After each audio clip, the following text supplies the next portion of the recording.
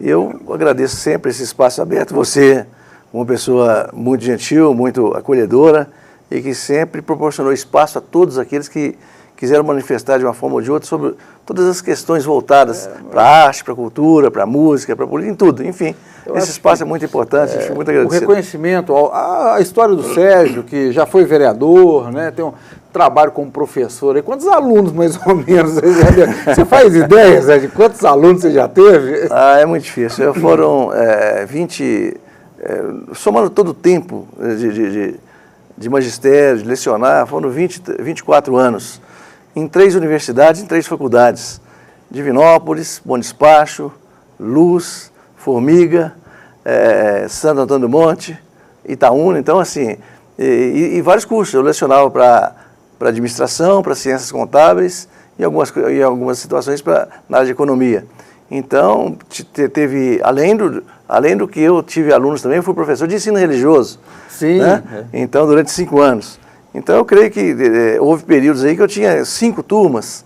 Então, cada turma com 40 alunos, tinha turma de 60. Então, a gente tem uma base, muita amizade, né? Muito companheirismo. E o Sérgio, a gente não precisa falar que está velho, mas eu acompanhei durante muito tempo. O carinho, a felicidade, que eu imagino que foi para você, a convivência muito próxima do seu pai.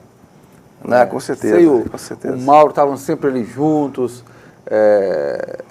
a sua participação política, com esse dedo dele, de um expert da política, né?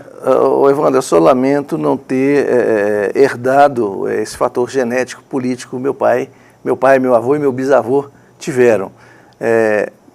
Pelo menos é o seguinte, eram pessoas mais comedidas, mais polidas, e eu tinha, às vezes, o estupim mais curto em algumas questões, e tanto que eu fui só um aprendiz, e um péssimo aprendiz na área política. Teve um trabalho mas na verdade, a gente sabe que algumas coisas consideramos de grande alcance social. Por exemplo, o crédito educativo municipal, uma iniciativa, porque meu pai teve um período dele que ele foi coordenador geral na região toda de uma pessoa chamada Padre José de Souza Nobre, o Padre Nobre. E o Padre Nobre, ele que foi o autor, ele que criou o crédito educativo, que hoje é o FIES, né, nas várias transformações. Então, o autor intelectual era o Padre Nobre.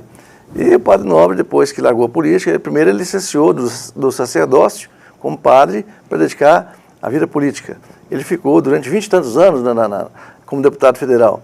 Depois largou, ele quis largar, não quis candidatar mais e voltou a assumir o sacerdócio. E eu fui atrás dele para pegar algumas questões, como foi o esboço do crédito educativo federal. Para criar o municipal, eu levei a ideia, eu já estava como vereador, e ele me passou com a maior boa vontade tudo que ele fez. E em Divinópolis mesmo, com os alunos que você lembra bem, da FACED e do INESP, que eram as únicas que existiam. Instituições, né? Eu era professor na FACED, fiz um curso de pós-graduação na especialização do INESP e era aluno de Direito da FADOM. Então, eu aproveitei aquele ensejo que eu circulava nas 3, e aí consegui fazer da maneira que eu sempre julguei que fosse oportuno. Por exemplo, eu queria a participação de todos os alunos, dando ideias, sugestões. Eu ficava como o peneirante, ficava peneirando pelo menos aquelas ideias, saber o que era legal e não. Aí nós constituímos, em 19 artigos, o crédito educativo municipal. Sendo que o maior prazer e satisfação que eu tive, Evandro, foi de enviar para Brasília, na época o presidente da República era Fernando Henrique, e o Paulo Renato era o ministro da Educação. Eu enviei cópia, dizendo como é que foi feito aquilo lá, e passou um determinado tempo, 45 dias, 2 meses, ele me envia um telegrama dizendo que interessou pelo assunto e achou algumas coisas interessantes, e que no próximo reunião do Conselho de Educação, ele iria levar algumas ideias para poder ver se poderia mudar, inclusive inserir no federal. Por exemplo, era a questão que não existia, de dar opção ao aluno, como que ele queria pagar depois de formado, se em trabalho comunitário, da maneira que era no padrão, 1 ano de carência, depois ele iria, no mesmo tempo que ele gastou recebendo aquelas parcelas para estudar, ele pagaria também, restituiria da mesma forma. Ou se ele podia fazer a questão concomitante. Ele estava estudando, estava desempregado, ele prestava serviço para a administração pública. Enquanto estudava. Acabou de formar, não tinha nada para pagar, ele pagou em serviço para a administração pública. Então isso era um fator ineditista, porque não existia no crédito educativo federal, que era o que existia na época, né? É uma isso foi em 1993. Realmente e eu tive a felicidade, Evandro, dos municípios de Bom Despacho, que eu lecionava nessa época na Unipac, eles me pediram cópia do projeto. Um ex-colega meu, vereador e professor da Unipac, ele era agente do INSS e achou interessante. Ele levou a ideia e lá foi aprovado, não mudando uma vírgula de lugar. Só onde estava Divinópolis passou a ser Bom Despacho. E Caxambu, o Circuito das Águas, também foi outro lugar que me pediu cópia, e Formiga. Eu lembro que, na verdade, 12 municípios de Minas Gerais me pediram cópia. E nessas cópias, o que eu sei que transformaram em lei foram 3, dos 12. Os outros eu não sei se aconteceu o mesmo problema que aconteceu, que na época foi engavetado, foi arquivado e, bom, essa aí já passou. História. Mas a felicidade foi que isso aí foi concretizado, ele tentou deixa fazer. O resultado. Uma coisa social, né? Então foi importante. Você falando dessa história familiar, tem aqui, faltam inclusive alguns livros aqui, não é isso? Faltam três livros do que ele escreveu, eu não olha só, a pilha de livros. Então, são livros que contam boa parte da história de Divinópolis, do século passado, né?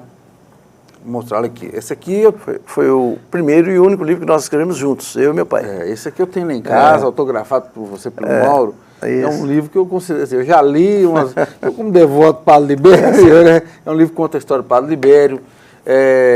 Tem um livro aqui, esse aqui, você foi o organizador desse aqui, né? Exatamente. Então, o Seu Purgatório foi um livro que nós foi feito durante 9 anos, catalogando, e foi uma coletânea. Aliás, é interessante, Evandro, que como coletânea, isso é palavras do Dom José Belvino.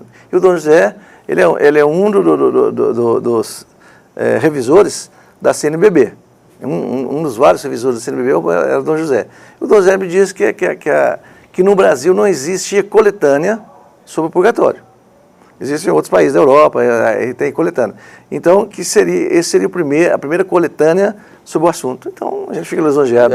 E aqui são vários livros, principalmente quando a gente entra nessa questão temática aqui, olha, Juvelino Rabelo, Antônio Gonçalves de Matos, Dr. Didi, Dr. Sebastião, médico do povo,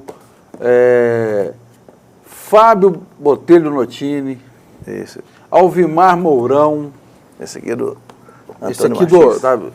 Antônio Martins, Armando da Silva Pinto, e por aí vai. Tem esse aqui que trata do Sindicato Rural, não é isso? E agora a gente tem uma novidade daqui a pouco na área agropecuária, vou deixar aqui para a gente poder falar. As crônicas do Mauro Corguzin, que também é um espetáculo, né? Dicionário de frases filosóficas e ditos populares também do Mauro.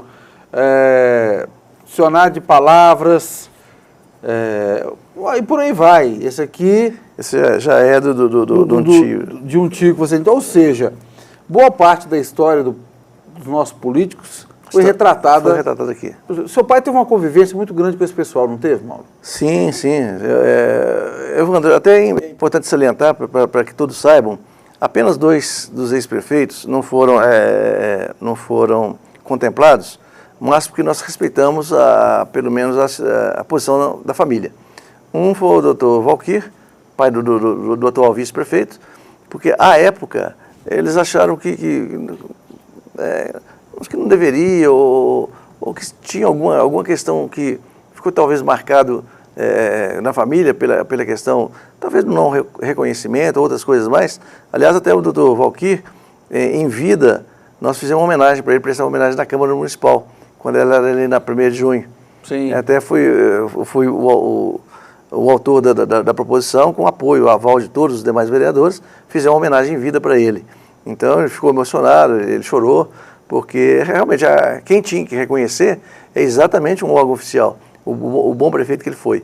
E depois, quando terminou o prazo, quando meu pai começou a escrever sobre vários ex-prefeitos, ele primeiro consultou a família. E a família achou que deveria aguardar mais um pouco e tal, então respeitou-se o desejo da família. E o outro é o doutor Luiz Fernandes, que só não foi feito porque, eu não sei se você lembra do professor Pimenta, trabalhou na prefeitura há muitos anos, já estava escrevendo alguma coisa, a família tinha encomendado alguma coisa para ele escrever sobre sobre a vida dele, biografia dele, e já estava morando em Belo Horizonte. Eu falava, não, já está escrevendo um, para que então deixa, né? Então foram os dois que não foram. O restante, todos foram consultados, a família foi. Do Dr. Sebastião Gomes Maranhão, aliás, é meu padrinho de batismo, né? Tá Sebastião. Padrinho, né? É um bom padrinho. E ele, justamente com a minha prima, filha da tia Hermínia, a Leda Corcozinho, era minha prima e minha madrinha. E então respeitou-se a vontade. Os que permitiram foram todos contemplados. Aí meu pai. Eu já li boa parte dessas histórias aqui, realmente histórias.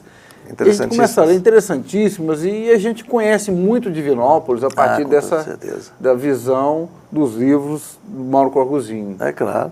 Não, você vê com algumas coisas também, do Juvelino Rabelo, numa dos depoimentos dele, dos discursos proferidos por ele, ele dizia que o dinheiro público, o valor dele é igual ao valor de um dinheiro ofertado numa questão religiosa. É um dinheiro sagrado, é um dinheiro público, dinheiro de imposto. Então, que esse dinheiro jamais poderia ser profanado. Quer dizer, você vê essa pessoa que tinha uma índole, uma questão muito maior de verdadeiros homens públicos, né? Que hoje não é tão carente disso aí. Eu acho que, principalmente, você citou todos esses aqui, uma história fantástica, mas principalmente o Juvelino Rabelo, está aqui a capa do livro, conta a história do Juvelino Rabelo. O Divinopolitano precisava conhecer mais a história. Precisava, com toda certeza. Com toda certeza. É um cara assim que, muito além do seu tempo, né? Geralmente, Evandro, grandes personagens, grandes estadistas, são aqueles grandes semeadores. A pessoa, depois de muito tempo, vê a árvore e os frutos, mas não sabe quais foram aqueles que se plantaram, escolheram as boas sementes, né, para poder sementar. O livro, inclusive, está à disposição na Biblioteca Pública Municipal, não Sim, tá? logo, aliás, essa preocupação que meu pai sempre teve, e eu também eu não poderia escapar disso.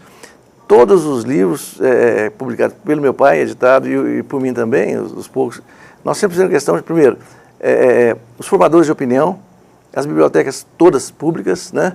E inclusive os franciscanos, a gente lamenta ter fechado a Biblioteca Provincial dos Franciscanos. Que é uma biblioteca, era assim, riquíssima. Riquíssima. Então a gente fazer questão de passar para todos eles, para que tivesse consulta, e inclusive nas escolas municipais, nós distribuímos Dr. Didi e alguns do Juvelino Rabelo. Eu acho que fica o convite para você aí de casa conhecer, basta ir na biblioteca, você tem lá na seção dos autores divinopolitanos, você vai encontrar os livros do Mauro Corcozinho, e todo, Dr. Sebastião, um livro muito legal, que eu já li, gostei muito, mas Juvelino Rabelo, acho que o divinopolitano que gosta realmente da cidade tem que ler, que conhecer um pouco mais da história dele. Outros livros que a gente traz aqui, essa história é antiga, né, na família, de publicar livro, né? Com certeza. Eu vi a data aqui, do Corcozinho, filho, que foi esse que é o primeiro, né? Pipilos, é o nome dos primeiros versos. É uma história que começa aqui em 1800 e alguma coisa. Que nasceu em 1869 e o primeiro livro publicado em 1927. O Corcozinho Filho é seu... Ele é meu bisavô. Bisavô, avô do seu pai. Avô do meu pai. E ele, Corcozinho Filho, foi uma pessoa nascida aqui em Pitangui, né, em 1869. Ele formado em Direito, também era jornalista e ocupou a cadeira também lá na escola normal, de literatura, de português, inglês, falava inglês e latim, lecionava latim. E gostava muito também de francês e grego. Então e na política... uma coisa difícil. Então ele gostava realmente de desafios, né? Gostava de desafios. E foi advogado, consultor jurídico da Diocese de Luz durante muito tempo.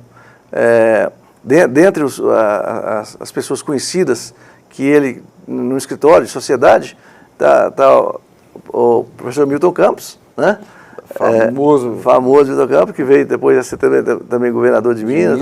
Então, assim, eram as pessoas que ele tinha muito contato. E das pessoas conhecidas dentro de Divinópolis, algumas conhecidas por causa de denominação, né, também.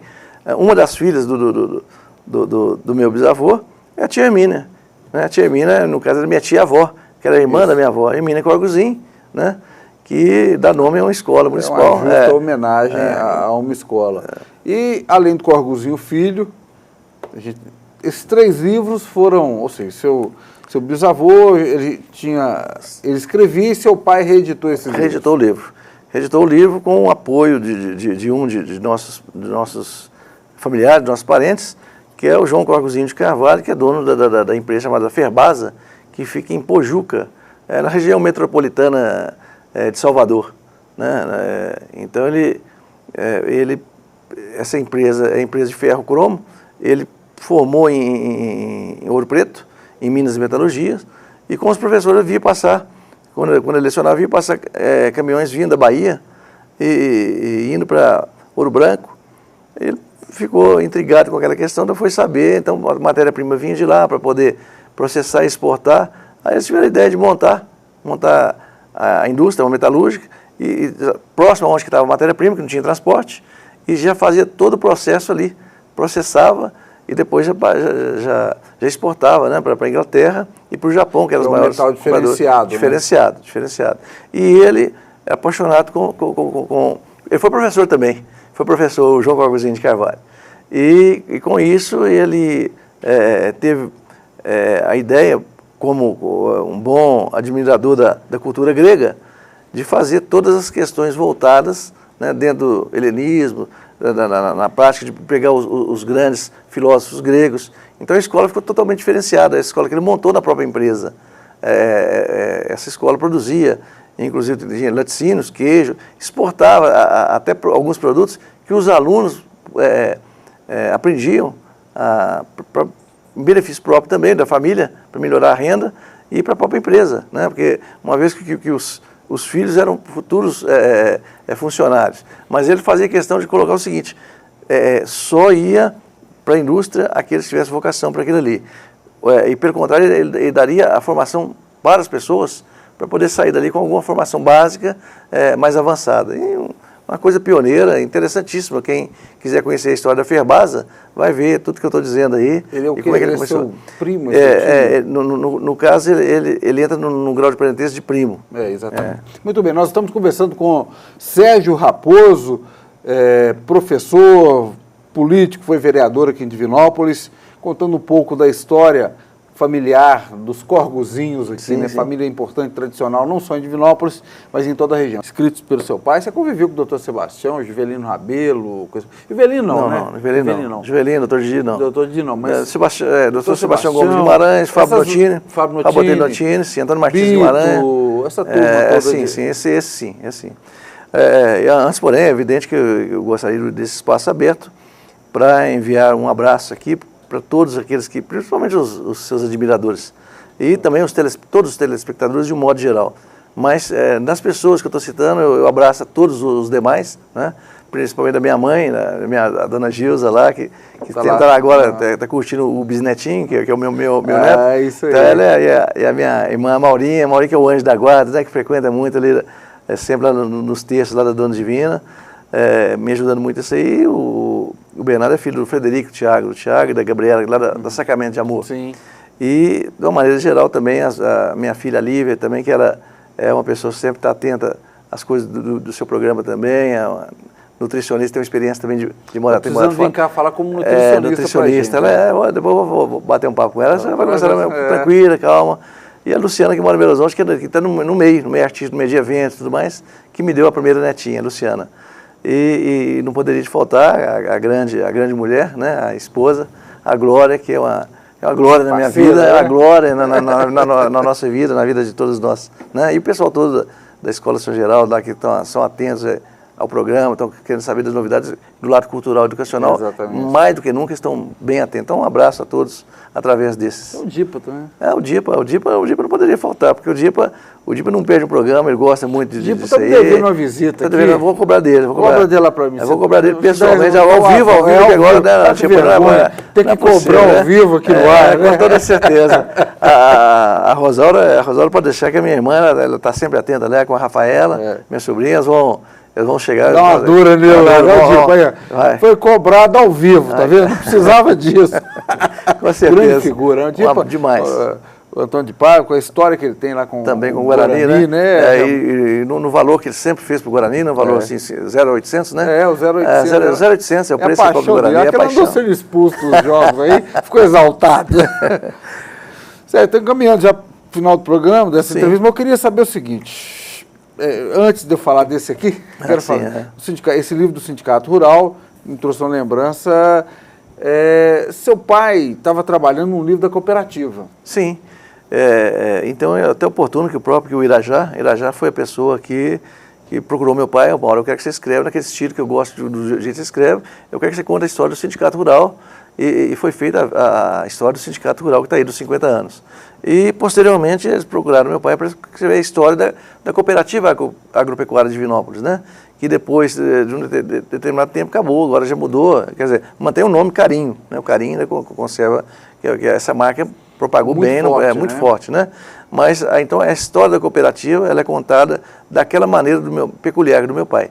Entrevistar todas as pessoas, colher depoimentos, fazer todo o estudo historiográfico e com isso a participação de todos dando os depoimentos, ex-presidentes, ex-diretores, outros cooperados, então para enriquecer a história. E me parece que o Irajá quer fazer, com toda a diretoria, ele quer fazer pelo menos o lançamento o mais breve possível, até no máximo no aniversário da cidade ou na festa da exposição, né? E vai ser foi o último livro que meu pai escreveu. Escreveu o livro todo pronto, acompanhei meu pai diversas vezes na gráfica, lá no sindicato. Agora deixou tudo pronto, já está com revisão final pronta. A capa agora está faltando os detalhes finais, mas agora acho que vai sair em breve. A gente entra em contato com vocês para comunicar. Vamos mostrar sim. E para terminar, esse livro aqui que eu já mostrei, falei que acompanhei, já li, Padre Libério. Você teve uma convivência, você inclusive faz parte da comissão que analisa aí essa possibilidade do processo de beatificação do Padre Libério, né? O Padre Libério, acho que de todos os livros, né? Quer dizer, foi o único livro que eu escrevi junto com meu pai, nós dois juntos é que organizamos. Da maneira, seguindo, pelo menos, eu tive que seguir o meu pai, como meu pai, amigo, mestre, no sentido de como a formatação, né, como que ele gostava, e fosse a metodologia utilizada para a gente escrever, colhendo também depoimento de quem conviveu e nós mesmos, por nossa conta, aquilo que o Vaticano não considera irrelevante ou determinados fatores, nós fizemos questão de não ficar abordando muito isso, que não tinha valor. Tinha valor aquilo que podia ser mostrado e demonstrado e cientificamente provado que aquele fato esgotou-se os recursos, por exemplo, da ciência, da medicina, para resolver. Aí sim, um milagre. Não é possível alguma coisa ser feita pelas vias naturais, pela medicina, pela ciência, mas aí Deus age, e é o milagre. Então nós ficamos mais atentos a essas questões. E com meu pai eu falei que eu tive o prazer de escrever, porque eu convivi realmente, eu conheci pessoalmente, eu digo, tanto você e aqueles que conviveram e que conheceram ele pessoalmente, podemos dizer assim, nós conhecemos um santo em vida. Vamos dizer assim, aquelas pessoas que conviveram à época com Santo Agostinho, com São Francisco de Assis, Santo Antônio, eles puderam falar, eu convivi com um santo, né? E nós podemos falar, o nosso santo da época é o Padre Libério. De conhecer o Padre Libério em Pará de Minas. Pará de Minas. Eu conheci ele lá em Leandro e no Pará, né? Ele era padrinho de batismo de um dos meus tios, irmão do meu pai. Com isso facilitou muito o contato do meu pai, né? E da minha avó, que minha avó tratava o Padre Libério, falou, Mauro, me leva lá no compadre. Com o Padre Libério. Tá bem de compadre. Minha avó ficou bem de compadre. Eu tive o prazer de conviver com ele e guardo ainda uma lembrança que é o sal que ele abençoou para mim, né? E tenho isso para repartir para os amigos. E fico muito prazeroso com isso. Muito obrigado. Guardo com muito carinho, né? Muita fé. E o processo de beatificação dele, o que eu posso dizer é que o Vaticano já reconheceu, já autorizou, abriu o processo e, inclusive, aquelas denominações, né? Vamos dizer que dentro do processo das etapas, o primeiro é venerável, reconhecido como venerável, ele já tem esse título de venerável, o restante, a própria comissão está encarregada de todo o processo, né, que é o padre Adelmo Sérgio, lá Leandro Ferreira, E ele é o coordenador disso aí. Qualquer questão das pessoas, quando tem algum fato acontecido, e por intercessão do Padre Libério, e que tem prova que aquilo lá era impossível para a medicina resolver, não tinha mais recurso, e a pessoa foi curada, pode procurar as obras sociais da Diocese aqui na Rua Mato Grosso, que eles recebem toda a documentação, tudo, para poder ser investigado e depois fazer parte do processo no prosseguimento da ação, né, que vai culminar provavelmente como o próximo santo, não sei se próximo, mas o primeiro santo brasileiro nascido aqui foi Santo Antônio de Santana Galvão, né? Nascido Frei Galvão, que nasceu no interior de São Paulo e foi o primeiro santo brasileiro canonizado pelo Papa João Paulo II.